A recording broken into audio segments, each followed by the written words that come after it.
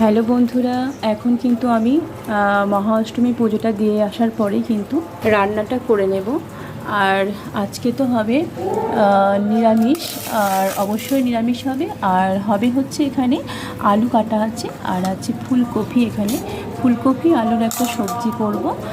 আর আজকে তো কোনো বাটা মশলা দেবো না, ওই জন্য আমি এখানে নিয়েছি শাহি গরম মশলা, আর নিয়েছি জিরে গুঁড়ো, আর এখানে তো শুকনো লঙ্কা আছে। এই শুকনো লঙ্কা দিয়ে, পাঁচফোড়ন দিয়ে, আর লবণ হলুদ যেগুলো লাগে এই সমস্ত দিয়েই কিন্তু আমি আজকে সবজিটা রান্না করে নেব। তাহলে চলো রান্নাটা সেরে নিই।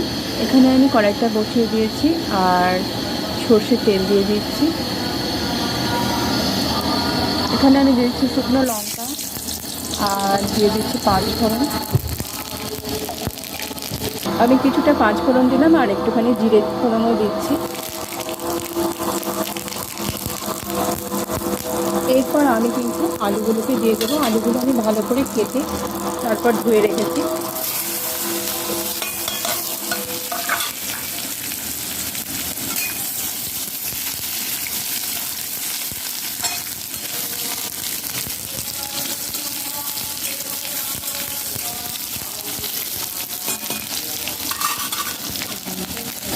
আলুগুলো বেশ লাল লাল করে ভাজা হয়ে গেলে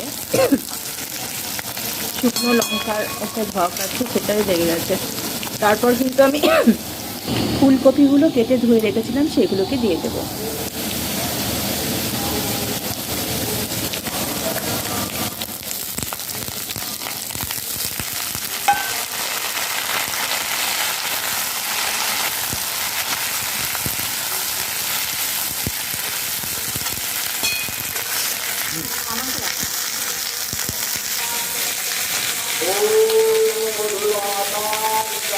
লবণ দিয়ে দিলাম, হলুদ দিয়ে দিলাম। এবার আমি দিয়ে দেবো হচ্ছে জিরে গুঁড়ো পাউডার।